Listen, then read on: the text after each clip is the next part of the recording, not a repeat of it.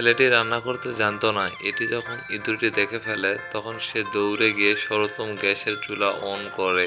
তারপর তেল, দুধ ও মজাদার মশলা অ্যাড করে যখন মূল মশলা অ্যাড করবে তখনই ছেলেটি দেখে ফেলে। তারা একে অপরের দিকে হতবাক হয়ে চেয়ে থাকে। তখন ওই প্রধান শেফ তাদের সামনে উপস্থিত হলে ইঁদুরটি পালাতে চাইলে তাকে সে ঢেকে রক্ষা করে। প্রধান শেফ ছেলেটির উপর রাগারাগি করতে থাকে ও বলে, আমার অর্ডার দেওয়া স্যুপ কই, স্যুপ দাও, এখনই দিতে হবে। তখনই একটি ওয়েটার ছেলেটির রান্না করা স্যুপ কাস্টমারের সামনে উপস্থাপন করে।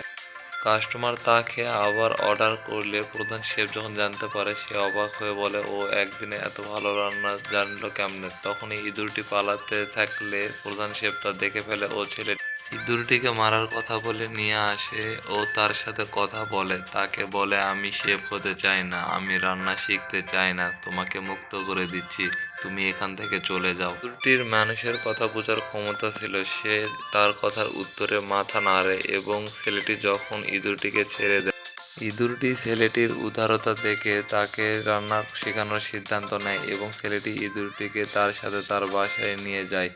ইঁদুরটি ছেলেটির মাথার চুলের সাহায্যে রান্না করতে শেখায় এবং ছেলেটি ইঁদুরের সমস্ত টেকনিক শিখে এবং ইঁদুরের কথা মতো রান্না করতে থাকে। এভাবে ছেলেটি একদিন বড় রাঁধুনি হয়ে ওঠে।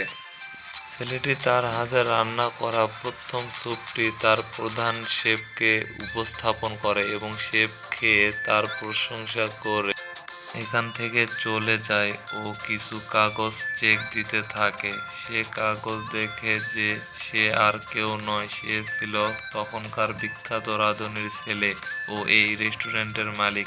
তারপর সকল সাংবাদিকরা ছেলেটির রান্নার প্রশংসা করে ও তাকে নিয়ে নিউজ তৈরি করে, কিন্তু প্রধান শেফ খারাপ চিন্তা ভাবনা করে ছেলেটিকে ফাঁসানোর জন্য আরো বেশি কাজের দায়িত্ব দেয় ও নতুন নতুন ডিশ রান্না করতে বলে। প্রধান শেফের কথায় ছেলেটি ভয় পায় না। সে দক্ষতার সাথে খুব দ্রুত সকল রান্না শুরু করতে থাকে এবং কমপ্লিট করে। তারপর হঠাৎ একদিন ইঁদুরটি তার ভাইয়ের সাথে দুজনে মিলে বাসায় যায় এবং তাকে একজন ভালো রাঁধুনি হিসেবে সকল ইঁদুর হাততালি দিয়ে সম্মাননা দিতে থাকে। ইঁদুরটি তাদের সকলকে এতদিনের সমস্ত ঘটনা খুলে বলে এবং তাদের সকলকে তার দুনিয়ায় আমন্ত্রণ জানায়। এ বলে ইঁদুরটি তার ভাইকে শেষ বিদায় জানিয়ে রেস্টুরেন্টে ফিরে যায়।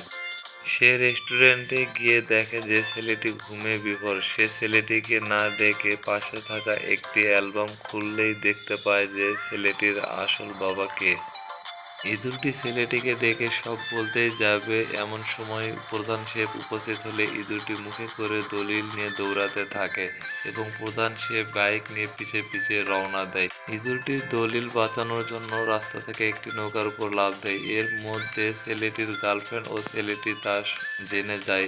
এতে প্রধান শেফ চাকরি হারায় ও ছেলেটি হয়ে যায় সমস্ত রেস্টুরেন্টের মালিক।